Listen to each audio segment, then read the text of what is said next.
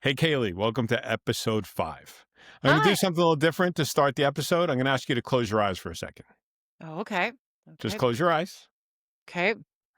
and open them. Ah! I love that you surprised me with this. How cool was Yes. that? Joe, that's So so cool. this is the hardcover, and this is, you can see it has the printing over here because it's a proof. So I got proofs. This one was delivered today. I was so happy that the hardcover Oh, came today. And here's the back of the book, oh, amazing. and it's I love real. it. It's real. Congratulations. Thank you. Okay, Hey, that is so exciting. I'm going to wear a mask for the whole episode. Yeah, there you go. Just hold it. Just hold it. Every time you need a moment, we could just bring the mask in front. Exactly. Oh, that's So so exciting. it was so cool to physically hold it and No say like, wow, kidding. this is a real book, you know?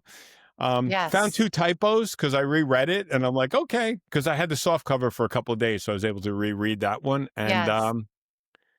yeah, it was really exciting. So 2 weeks from well, wait a minute, this episode will be shared on December 2nd. So 1 week from today, December 9th, the Amazon orders will go live. There's It's pre-orders right now happening. for the Kindle and the paperback and hardcover because Amazon doesn't like independent small authors. You can't do pre-orders because I guess I'm not, Mel Robbins or something. It's going to go live next week. That's In two amazing. weeks. Next week for the podcast listeners. And for those of you listening, I held up a cover of the book, The Unmasking, because that must have been strange for people Oh, just yeah, I'm just listening. realizing that. It could have been I held up the hardcover and paperback for my book, The Unmasking, Why We Hide and How We Find What's Real. And yeah, so I wanted to open the episode with that because it was a fun thing. And I was so happy to get the hardcover today so I could share it yeah. with you. You know what? It's real now. I know. I know. Yeah. Something about like a Kindle version or a PDF doesn't feel the same, you know?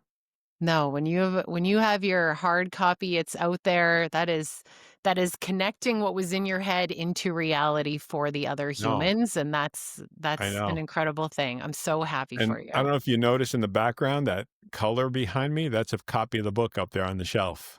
So there we go. I'm gonna have to get one. Good luck shipping it to Canada. We'll Well, the good see. news is it's available on Amazon globally. So it's like Okay. on demand anywhere. They figured Okay. that out. They did that really well for us. So Oh my gosh. awesome. All right. So why don't you walk us through what we're going to talk about today? Yeah, well, I'm excited to dig into this idea of culture because we've kind of talked a little bit about it in past episodes, but the title of this podcast, this episode, is going to be Culture. It isn't a perk, it's a practice. And I Exactly. think if we can make this real for people in a way that feels practical, we want to do that by going through this 6 conditions that allow us to action this stuff and actually use them. And so just to give a little teaser then, the 6 conditions we want to talk through. The first one about safety and the psychological safety and all the pieces that go along that with that, human bonds, the importance of alignment, clarity, path clearing and what that actually looks like, and then wrapping it up with growth. So I think Perfect. for our more structured listeners, Joe, because we got Yes. some feedback, I'm not going to say who, my husband especially, did inform that although the conversational podcast idea is great and you and I kind of have a plan and start talking, it is helpful for people to have an idea of where we're going and what we're chatting through. And I'm also excited to introduce our closing when we get to the end. We'll just leave people stay tuned to hear our new standard closing that we want to add in there. So Yes, exactly. I love the that's, teaser. Awesome. All right. So where do we start? I think it could be worth starting with some actual like science data. Let's attach some of the why behind this because I know some people go, okay, great, we want folks to be nice to each other and have a great culture, but how does that Yeah. actually impact the bottom line? Yep. And Yep. we were talking previously about people and profit, and I just think there's some good examples out there of showcasing that this actually does result in bottom line impact. And so I Yeah. think you even had a good one to even kick us off with what that could look like. That's right. It was a happy coincidence. You stumble upon things that you realize, wow, I didn't know this company was there doing this. It's Irrational Mm, Capital. And what they did was they invest based on how companies treat their people. Imagine that. So amazing. they're really putting it out there that they believe it's a competitive advantage. We believe that too. And it's great to find the company that does that and has the data to prove it. So what they did was they studied all this data for over 17 years, 750 million data points across 70,000 companies. And then they used JP Morgan to kind of back test it. So they're essentially saying, if we look at the companies that we believe have the best cultures over this 14-year period versus these other companies in the S&P 500, we think they outperform these other companies. And they were right. They were right to the tune of, it sounds small on paper, 4% return every year on average. Wow. But when you do the math and you know about a few percentage points over decades makes a big difference, over 14 years, a $50,000 investment in those companies would be worth $310,000 versus the rest of the companies, the sort of the ones that don't have the best cultures, only $189,000. So Wow. it's a $120,000 advantage over 14 years just by picking companies where this IC company, this Capital says they have a better culture, so we invest in them. So I thought that was pretty fascinating. We had a nice conversation, just about that topic around how Yeah, cool is it that the data supports our point of view in the world, that this is what we think, drives better business in the future. And people are craving it. People are saying, hey, definitely. whatever it takes to get my company to focus on culture, do it. So if this kind of sells those holdouts who think, well, culture is a poster on the wall, it's a pizza party, it's trust falls, hopefully this is evidence for the evidence-based people to say, well, culture is bigger than that. Right. There's an impact in multiple ways, not just the Right. HR fluffy side that we think it is. And so, okay, if we take that thinking, that data, that research, and then we apply it as you and I are trying to do, right? How does it actually work? Yes. These six conditions are really kind of the grounding foundational pieces to make that a reality. Like Yes. if you don't have, for example, safety, and we can touch on this one first, if you don't have this, it's pretty hard to do all the other things. Is that fair? Absolutely. When we say safety, we don't mean hard hats and goggles and steel tip Right. boots. We mean psychological safety. We mean the ability to be more of yourself at work, to speak up when it's uncomfortable, to say the thing. And we could point to Google's research. Google studied great teams, and they said that the difference between average teams or lower performing teams and great teams is psychological safety, because they tend to have similar conditions around talented people who work hard together. But that psychological safety was the secret sauce to the best teams. So we know it matters in team performance. But let's talk about a real example. Like, where have you seen psychological safety at work? Well, I have seen it personally. I was trying to think of an example, like even just that I could speak to that feels really authentic for myself, and I Yeah. had to go back a ways, Joe, which was Okay. also telling, actually. But I Yeah. did have to go back a ways, and I distinctly remember I started with this company. I was a reservations agent. I was not in HR. I was not a leader. I didn't have the title, but I was sitting in the orientation for this. It was a very large hotel company at the time, like 1,000 people working at this particular hotel. And they put us through this orientation. And all I kept thinking was, this is so overwhelming. This is so much information. I don't know where the bathrooms are. Like, I was like, "I wish someone would That's tell me funny. where the washrooms are." Like, I didn't know, and or you would start your training weeks and they would go, "Well, go stop by accounting and hand in your sheet this one." I don't even know where accounting is. I don't even know the Right. name of anybody that's there. So I got this idea that wouldn't it be cool if there was a passport? Like when you started, that you could, if you completed the passport, you got, some prize or a night stay in the hotel, whatever it is. Almost that part didn't matter as much as making it a fun, interactive way to learn other departments, find your way around the property, right? Get introduced to new ways of doing things, all of that. And so I thought, oh, this will be a great idea. And I brought it to a manager and they said, no. This particular person went, no, like there was no willingness to even hear it. They go, we're not doing something like that. We don't have the time to invest in that. Who's going to take that on? It was just a no. But I am a big fan of pushing boundaries. And so I went to the director and I was like, listen, what about doing this idea? Let me try it. And this woman was so open. Like, it was night and day. You could just see it. She was so welcoming, so probing questions, wanted to know more. Where was this coming from? I just felt like I could share all of my ideas with her without being shut down. Yeah. So I did. She said, run with it. We rolled it out there, and then they flew me as a colleague reservations agent to other properties to show them and help them do this little passport program thing. That's so cool. And you want to talk about like generating loyalty for an organization or a team or that leader, like I was hooked Yeah. Yeah. right from that moment, just from their willingness. I'm wondering if the real lesson here isn't the fact that if it wasn't for your particular personality and determination, this would have died on the vine with that first reaction. Thinking about psychological safety. Yes. Like, how many people just go to that first manager and then walk away and never suggest a thing again, and then tell other people, by the way, hey, they told their colleagues already, probably. Someone might have told, like in your position, might have said, hey, I have this great idea, a passport, and then other people got excited about it. They go to the manager shoots it down. Now they go back and tell everyone how the manager's not open. And what Right. does that do? That kind of poisons the water where people say, don't bring anything up to him or her because they don't care. So it's like Yes. suddenly it's this chilling effect on ideas because they shot you down so immediately. So luckily you're you, but how many people get I love shot down and never try again? Oh, I think that's such a good point. It's that what's the phrasing? I love this idea that the silence is data or is a Yes, data point, exactly. right? That it Absolutely. means there isn't a safety there if no That's one's right. bringing up an idea. And so, yeah, well, I don't know if lucky for them or not, but I kept pushing it in that Yeah. way. But it does speak to that particular condition, right? Like, so what are you doing as even if you're not in a leadership position, what are you doing to create that openness in your team, right? Yeah. And I feel like you've experienced this firsthand as we kind of look at that condition with the second one, which Hmm. is that people need real human bonds.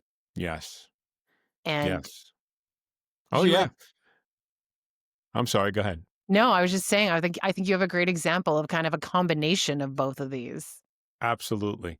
I think it started with my understanding of what we were getting at with human bonds at work. You know, when I looked at the Gallup Q12, which is the 12 questions about engagement, Yes. and I always remember, you know, because I've hosted the Gallup stuff where I've actually done it with companies over the last 25 years. As an employee, where I was responsible for the survey and that kind of thing. And people would kind of snicker or, you know, a little side eye when it came to have a best friend at work. And if you know the Gallup research, they formulated these questions by sort of testing different versions of it. And the Mm, only time they got that real alignment where they said this is a key link to engagement was best friend. So having a friend at work wasn't enough. And I think people misconstrue that as it's not your best friend in the whole world, but it's someone at work who really has your back. There's a difference between people who you think are your friends, and I think we learned this in life, versus people who are, you know, the real ones, as we like to say. That's what in sure. my book, The Acknowledgements, I call that section the real ones, because I feel like you acknowledge the real ones in your Mm, life.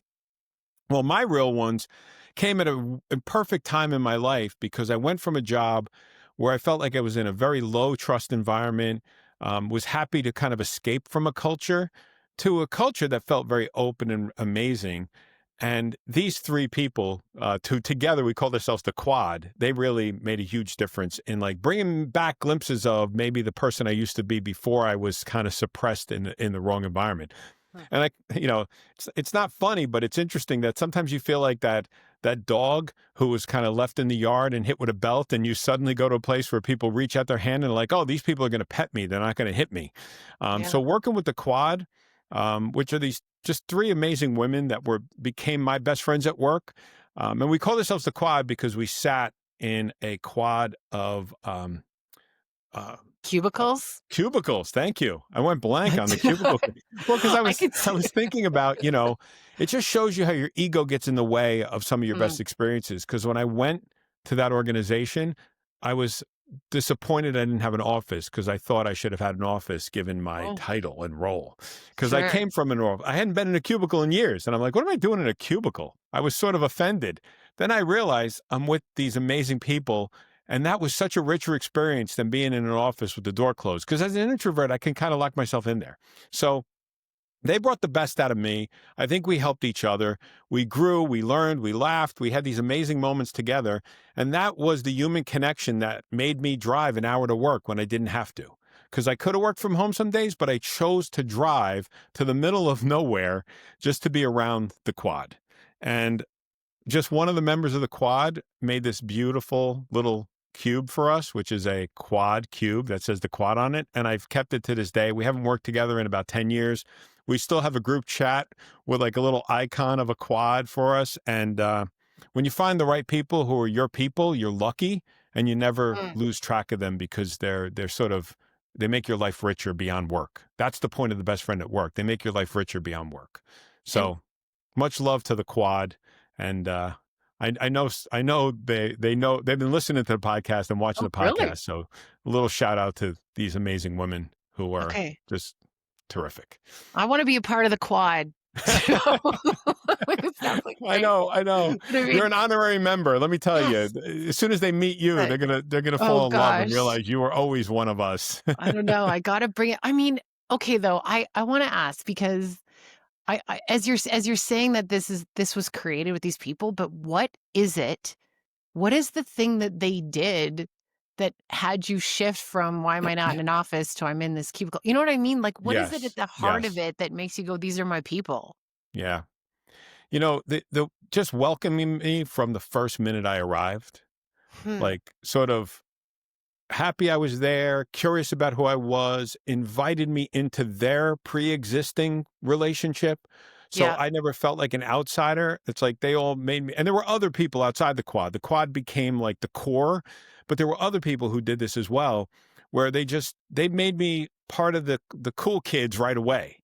I didn't Mhm. get there and feel like I had to look at them on the outside and wonder how I can crack the shell of the group. They Yeah. immediately opened their arms and sort of gave me a warm hug from day one. And I felt it. I just felt that welcoming feeling from each of them and the different personalities, from Coop being that's her nickname, from being the protective person who always looked out for us and made sure we were together, from Sarah, who we would like miss our high fives and like swing and miss, which became our funny little inside joke. Yes. Stacy, who was on my team, who we would just collaborate and go deep on topics together and come out of there like almost like the two, spelunkers with the lights on our head and come out hours later and be like, what did we just talk about for a couple hours? So each of us had individual relationships and then we had this great Mm. collective relationship. And I think it started with that welcoming, just warm hug. Working with them felt like a warm hug. I have no other way to put it. It makes me think of what you just said there on the inside joke piece. Yeah.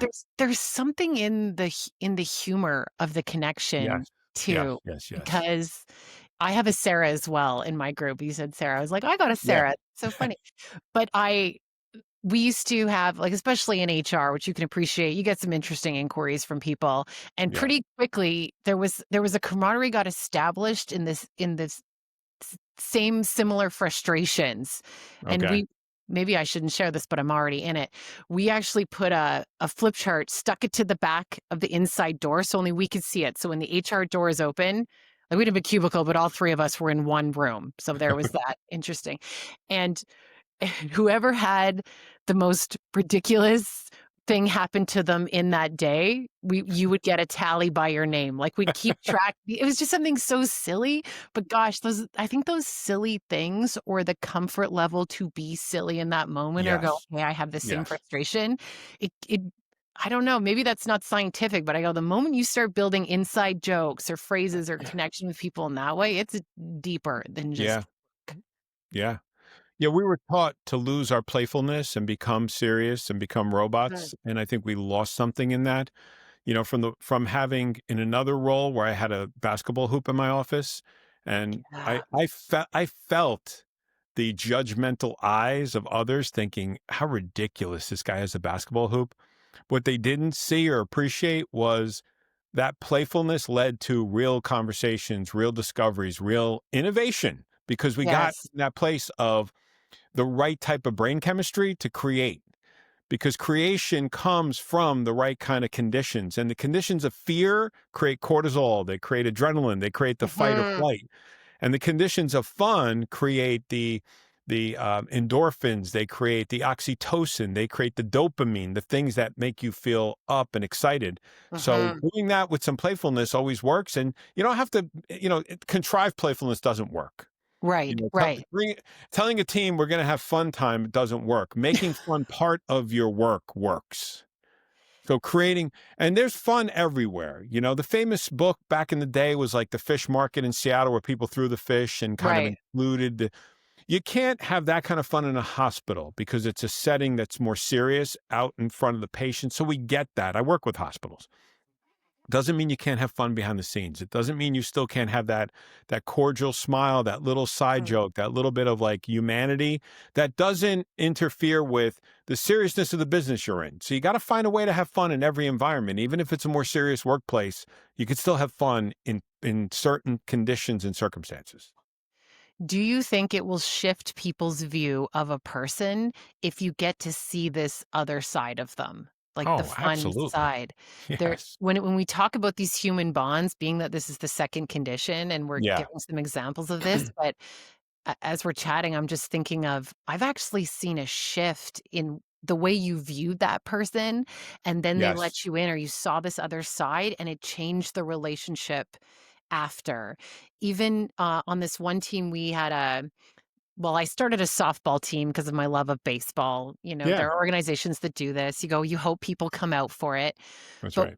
and it was a great time and amazing for all those things. But what was more interesting to me was the VP of finance, who was uh he's still alive. I didn't mean to speak past tense, but that VP is brilliant, so smart, such a business mindset, all these incredible strengths, but there was a perception for the team that this person was very standoffish and very formal and really they were hesitant to approach this. We're like, I don't want to bug this guy. That was just the honest perception. Joe, this guy showed up to the team in ball pants, like ready to go for this rec league slow pitch. He ran his ass off. He was cheering. He brought the booze, which we all appreciated from that budget. That's And awesome.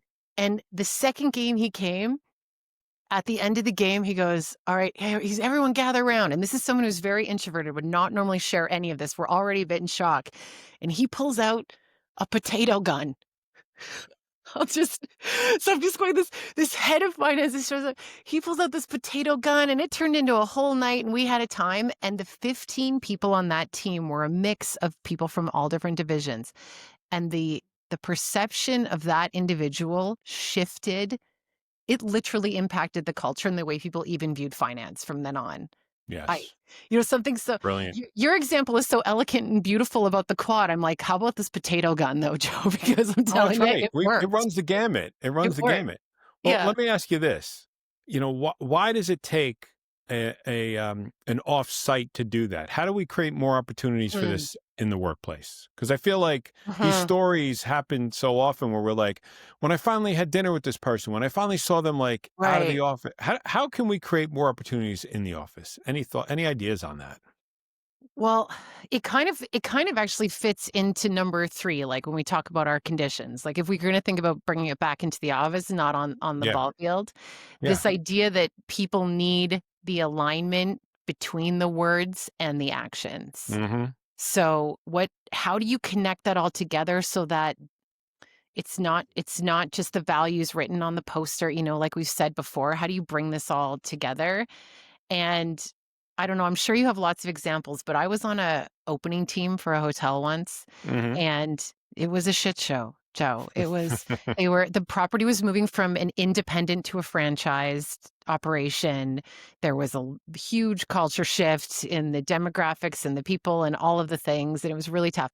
But that opening team bonded in a way that I can only explain as the safety that was created, like we were just talking about, the bonds between the group happened on site in real time. So for Mm, example, the the pranks, I don't know, this is gonna sound, but it's not an inside joke thing, but it became because you're opening a hotel and none of this stuff works. We're like, we don't even have a computer. And there was a joke about the mouse. Like back in the day, there was no wireless mouse. It was a that's connected right. mouse.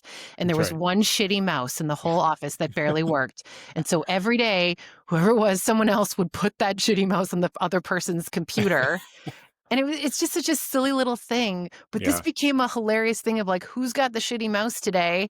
And then that person got lunch. We'd buy lunch for the person that ended up with the crappy mouse, and That's awesome. I love so that. there was, like, a way to bring some fun and camaraderie into that team where the values at that particular organization were respect, integrity, teamwork, empowerment. Okay? That's from 14 years ago. I will never forget it because Yeah. we literally used it every day in sentences. It started as a joke at first, to be honest, it did, but then it became part of the dialogue. Every single person in there was using the words in their behaviors, in what they were saying, and Yeah. I think it can have impact. I'm sure you've seen that as well in yourself. Oh yeah, absolutely. It's what you're describing is, the sort of unspoken ways we work together that's fun and engaging. And then along with that, to stick with this kind of alignment piece, there's also a need for the clarity, the more overt alignment things like guiding principles. When a Right. team says, and some of those guiding principles should be about the culture you want to have. So when we say guiding principles, it's taking the values, it's taking beliefs off the wall and putting them into practice. It's saying, how do we as a team work together? So let's talk about the ways we're going to interact. That no no no idea is left unspoken, or I always challenge for the good of the team. Like it's always with the context of we're in this together. It's not a permission to be an asshole. It's actually Yes. saying if we believe in each other, if we're connected, we want to create these principles that we're going to live by so that we deliver on that promise every day. And some of it's fun and some of it's a little more business and serious, but all of Yes. it is about aligning to say, look, if we do this, we're going to be aligned. It's that reminder to say, well, how do we get when a team gets off track, it's because they're out of alignment. They lost their way. This keeps them on track.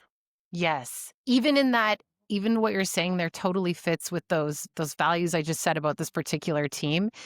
It wasn't just respect. The phrasing, you'll like this from I wonder if this was on any of your charters. It was always give the benefit of the doubt. Like, Yes, that's a good beside one. each value was a legitimate piece that we agreed to as a group that we would Yeah. say, Yeah. before you make an assumption of, "Oh, why did they," give them the benefit of the doubt. Like, it was just Right. one That's of a the things. perfect guiding principle because a guiding principle should not be academic and it shouldn't sound Okay. fancy. It should be very practical. It's like Hmm. one of our guiding principles is we always give each other benefit of the doubt. And that's Yeah. something, you could point to. I love it. Yeah. Yeah. It's amazing how it all kind of starts to come together. Even if we shift into this idea of the fourth condition, okay, which is Yes. that people need clarity they can trust. Yeah. Yeah. And tell me how, first of all, like, how do you interpret that, even that condition? hmm For me, clarity is two things. It's if we think big picture clarity, it's Yeah. what's our vision as a team? So, what are we trying to accomplish? And that vision doesn't have to be this overarching 3 to 5 year vision. It's a vision of saying, like, we have a vision that we contribute XYZ, which helps the organization Mm, achieve, A, B, C. So, it's like we right. see how our work connects to the big picture. That's macro. Then, clarity on the micro level is how do I fit in? So Hmm. what is my role? How does it connect to our team vision and the organizational vision? And what are the expectations? Like, what do you need me to accomplish so I know I'm doing a great job? Because so often expectations are like this mystery box. And you come to year-end performance and it's like, well, now I'm going to tell you what I expect you to do and what you should have done. And I don't mean goals. I mean the real expectations of performance where we should be talking to people at least once every 2 weeks, maybe once a week of how's it going? How can I help? What else do you need? Well, where you're struggling, where you're succeeding, and any other clarity I could provide. So individual clarity is critical to have people feel this confidence of I'm running full speed in the right direction and doing the best I can. Because with uncertainty, comes what people hold back. They brace themselves, Yes. right? Yes. If we don't have the certainty, if we don't have the clarity, like how is that, or how have you seen that negatively impacting the teams then? Yeah, it becomes fear. It becomes, it's clarity is the flashlight that in the dark path, and without the flashlight, how quickly you're going to move. You're going to sort of Mm. feel your way in front. You're going to take a tentative step.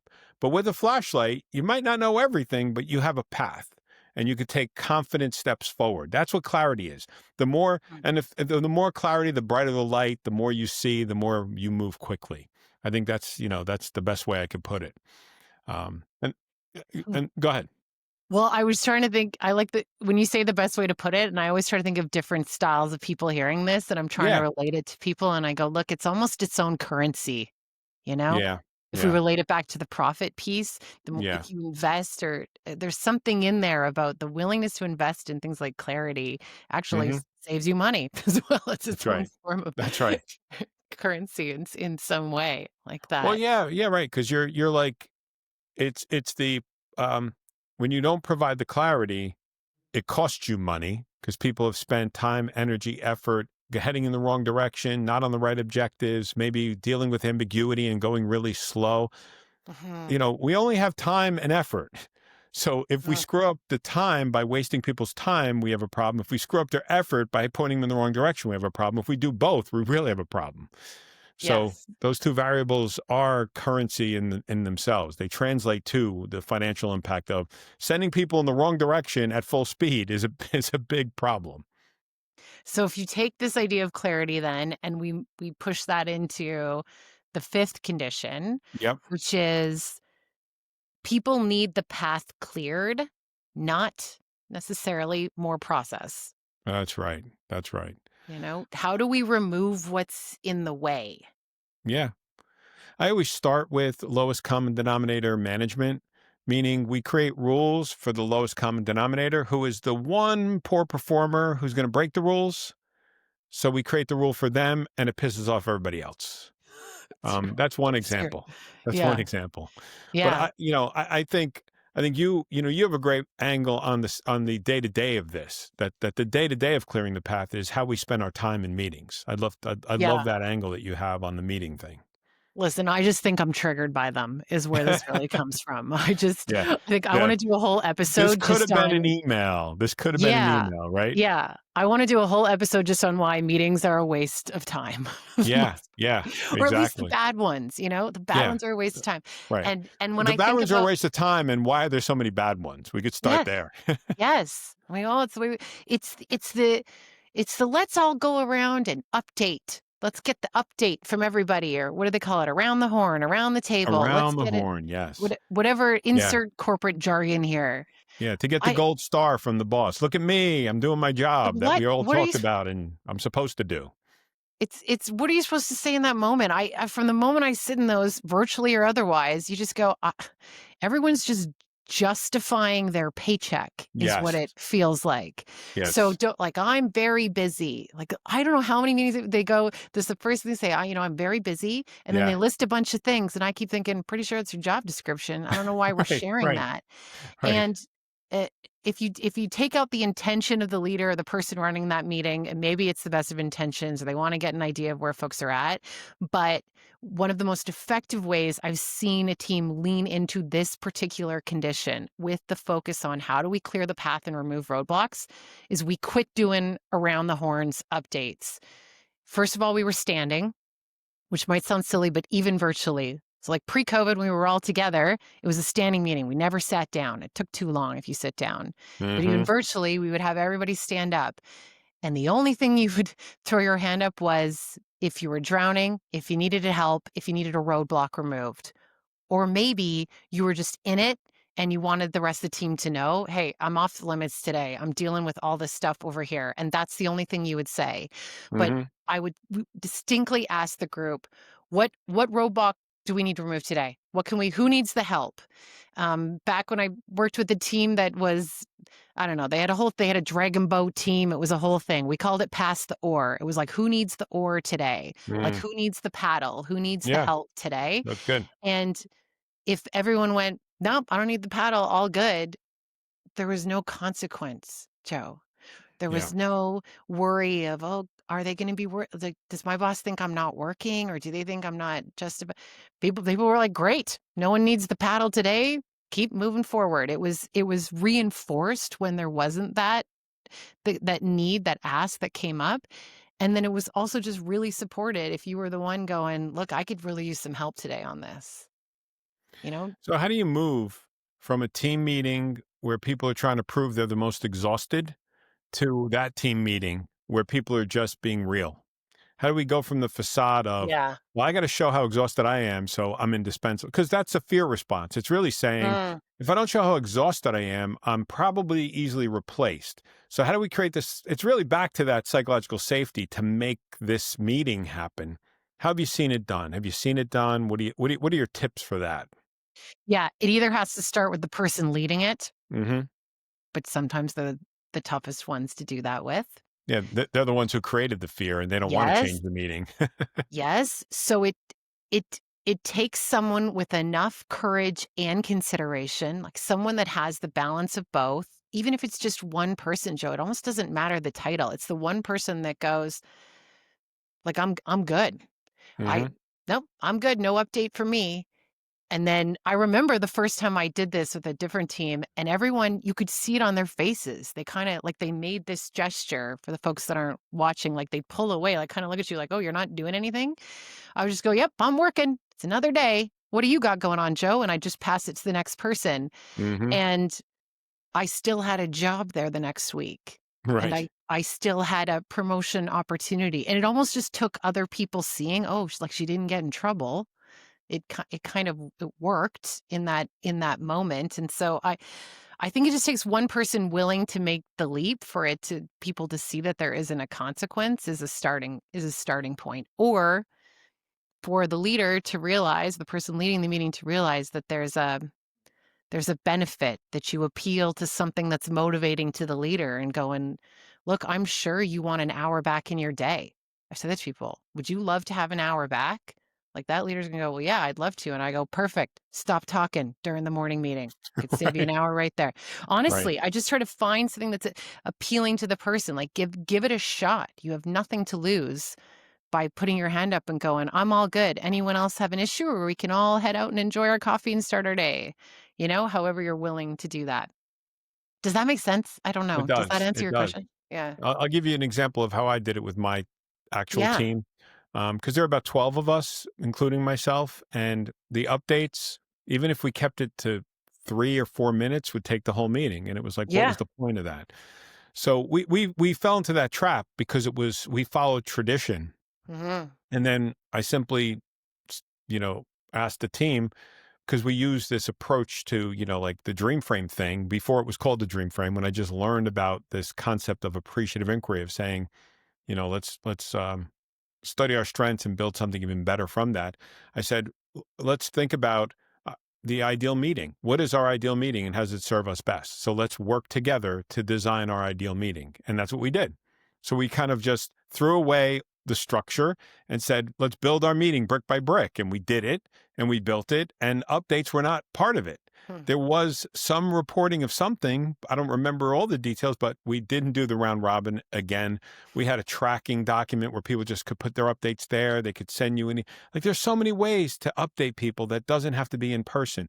I think the good rule of thumb is if a meeting has one person talking at a time for more than 10 minutes, you've done something wrong. Because think Yeah. about it.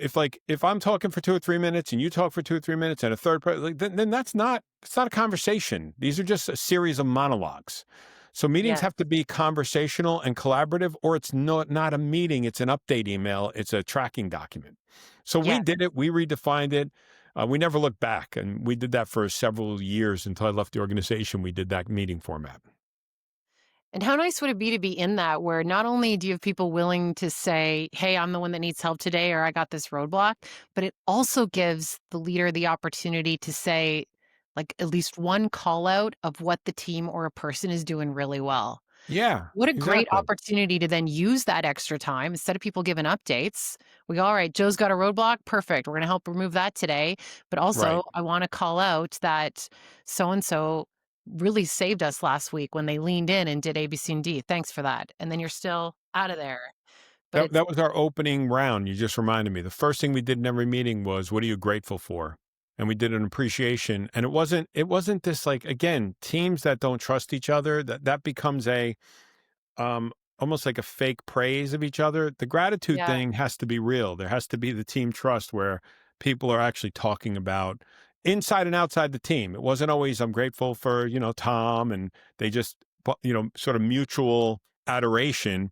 It was what are you grateful for overall? hmm, Um, so it wasn't just a team round robin praise fest because that could be exhausting too if it's anytime you put rigor around positive feedback, you can make it painful. If you yes. have to give appreciation notes that say by the end of the month you have to give 10 of those. No. Oh my God. Just give appreciation notes when it happens. Just give people an easy tool to trigger and remind them to give appreciation versus Yes. setting a standard of, 10 appreciation widgets have to go out. That's exhausting. Yes. Or the email from the SVP of HR saying, everyone get in your recognition comments before the end of Yes, the month. 'Cause they're exactly. trying to showcase, look at this Yeah, tool got used in this way. And I'm going, yeah. why aren't folks just going around and saying thanks so much for that as it Because happens they paid too much for the platform that doesn't really make a difference. That's why.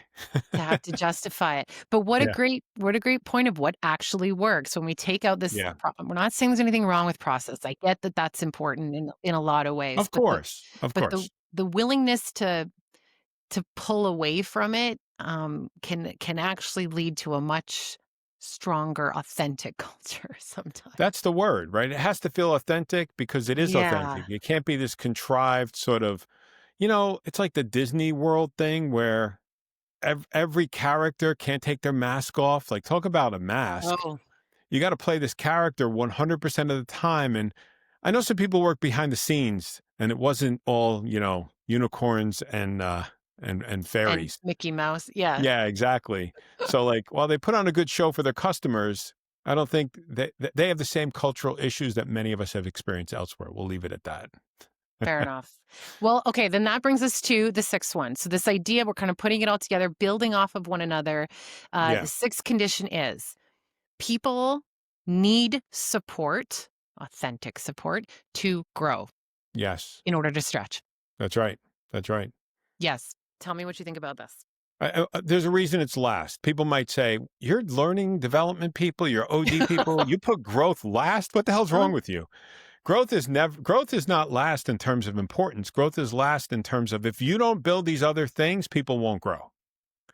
Because these other things are sunshine and soil and water and fertilizer. And that allows growth. If you say, hey, grow, and the person is in the weeds and they're in the dark, a leader told me last week, some leaders like to treat people like mushrooms. They keep them in the dark and they feed them a bunch of bullshit. And I'm like, that's such a great analogy for leadership. So that's what I'm talking about. It's like, I expect you to grow under the most arduous circumstances where there's no sun, there's no rain, and you're supposed to grow. No, no, no. Get all that shit right, and people will be prepared for growth. And then growth becomes contextual with the opportunity, but growth Yeah. also comes from a place of noticing something people may not see in themselves. Yes, that's So the it's key being a there. leader with that kind of eye to say, you don't see all your strengths. You could take Strengths Finder, and I'm as big a junkie of assessments as anyone, and I still learn things about myself from other people. And I inherited an employee once who was just one of my favorite employees. She's just a sweetheart, great person, great employee. And the team she came from, the leader had to warn me how difficult it was going to be to manage her. And, Oh, yep.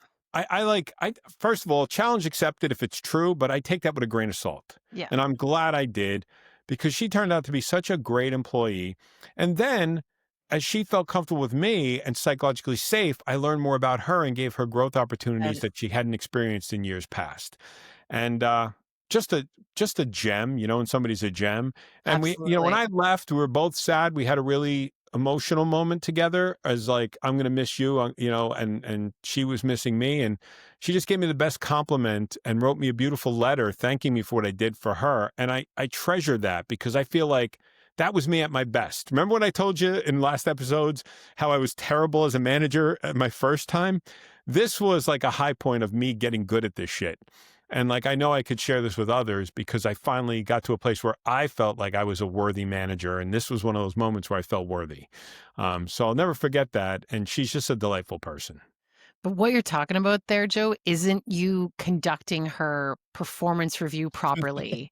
No. What you're saying there is that, like, the tactic associated with the growth is that you are recognizing an energy or a strength or a quality in another person, and you're seeing it and saying that as soon as you see it. Yes. You know, Yes. you are looking at that person and going, "You know what? You're actually incredible at this. Like, there is Yes. something Yes. like, you light up when you talk about this. Have we That's like, right. is there something we could do that would help you lean into that even more? Because 'Cause I'm seeing it and That's I'm right. going, "Man, that's pretty impressive." Like, just those are my words, but I think Yeah. what you're describing there is not, again, just a set policy or practice or process that you're doing. It's it's that Not at all. recognizing that in another human being. Like, I think that leads to growth because now they wanna push for you too, That's right. right? And it They came from trust. It came from she heard from me when she did things well more than anything else. She right. didn't always do everything perfectly. She made some mistakes. She made one kind of big mistake once. I don't remember exactly what it was. It wasn't Ugh, the end of the world. And because so much of our experience was positive, talking to her about that big mistake did not create fear, threat, or have her want to run. She just understood we got to fix this shit. That's all. And that's yes. how you create psychological safety. It's when I come to you with praise and recognition and positivity, I'm going to come to you with the hard shit too and say, hey, that was a mistake. You can't do that. But it doesn't feel like punishment because I don't just come around when things are wrong. I come around when you get things right. And then it's okay to come around when things go. And I'm doing it because I care and I want you to be successful. So that's Well, where that really came from. and that's where I think anybody listening to this, if you're going, "Oh, yeah, that sounds great," just ask yourself or try it and go, "In the next week, how is there an opportunity for you to recognize someone else in a very specific way that isn't necessarily related to the task of the job, but Yeah, more acknowledging their what they're bringing to the table as a person and their strengths and their qualities?" Or I love asking that. yourself, "Have you done it in the last week? Has there been Yeah, a moment where even if you don't have a leadership title, did you pull aside a team member and go, 'Hey, I gotta tell you, the way you handled A, B, C, and D was honestly motivating to me. Just the way yes, you yes. spoke of it,'" something like that. There's a piece in that where we can all help each other's growth because these 6 conditions, as we've kinda laid them out, and I don't know, we're biased, Joe, but I like that they build on top of each other They and do. kind of They go do. They through. tell a little story. They tell a little Yeah. story. Yeah, and so you can kinda dabble into each one or see where you wanna put some focus on, but we have, in an effort to take feedback, as we want Hmm. to honor all this advice we give to people, we're gonna take it ourselves, to close out our episodes with, and what we were trying to come up with is the right number. I, of course, went, "What about 6 things we could say?" And you very kindly told me that's way too many. Like, so how did we decide on what number to go with here? Yeah, yeah, yeah. We use the magic 8 ball, and it's fun. No, it really is like human expectations of like human rhetoric is we expect things in threes. You Mhm. know? So if you said like, I'm happy, funny, and kind, that feels right. But if you say I'm happy and funny, that doesn't feel right. Or I'm happy, funny, kind, and silly, that feels wrong. Somehow threes feels natural and it's easier to remember three. So I think three is kind of like that go-to, hey, 3 things to take away today. Okay, I love that. And then I thought if we can make it specific to either a tip, a tactic, or a tool, Love then no matter what, alliteration. yeah, which I'm a big fan of.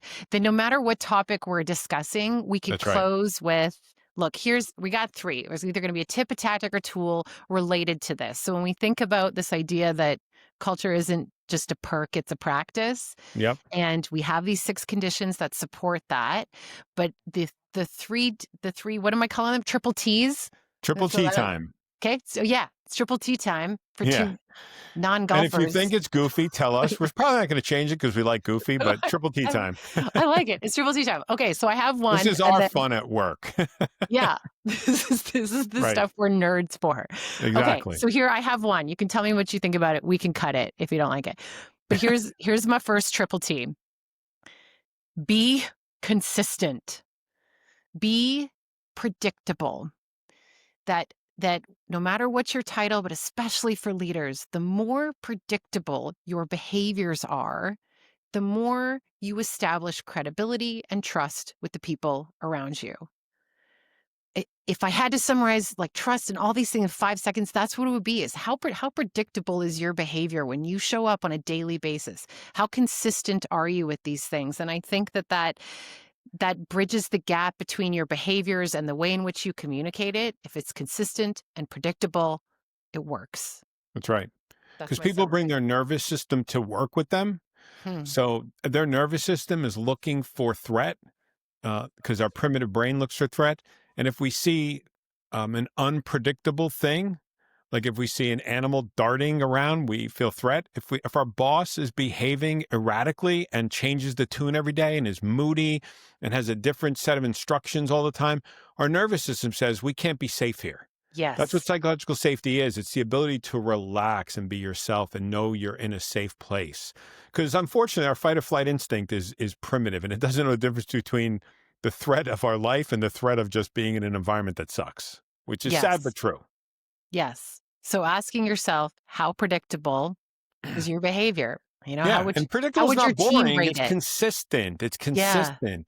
You could be unpredictable in a good way, you could surprise people with good things, but be predictable in the important ways, Mhm. which Definitely. leads to, we all have intentions, and leaders, I believe most of them have the best of intentions, but do your intentions match your actions?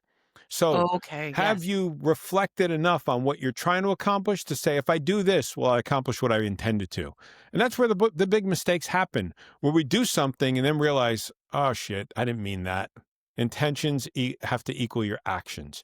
And That's a good one. if you're not sure, check for understanding. So, Yes. hey, look, I just want to say this. Does that make sense? What did that land with you? Do you have any questions? Like, am I? Did my even can even ask? Did my intentions? These were my Yeah. intentions. This is what I'm saying. Does that align for you? Like, I'm all about transparency. You don't have to be cute here.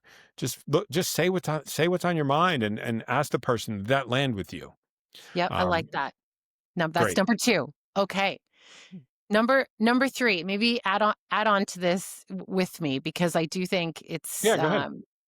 for number 3, I think setting clear expectations up front Yeah, before the thing starts. yeah, So are we disclosing preferences and being willing to flex to others? Like, yeah, for example, we go, look, here's this project, here's the goal, here's the milestone, get out there and do the work.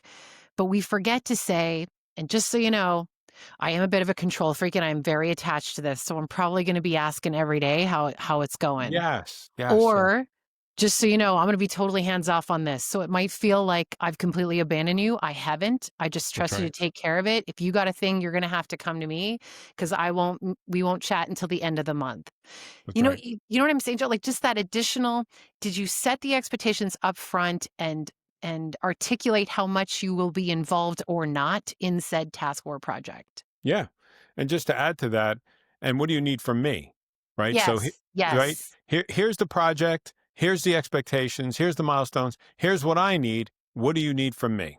What works Yes, for you? that's a much nicer question to ask And too. and then Yes. when you get to that point of like, That's for the important. person who doesn't like to be asked every day, the Hmm. goal is to build trust through your performance so that you can say, hey, can we check in once a week now? You know, my work is solid. And it becomes a negotiated thing where it becomes flexing to what works for both of you.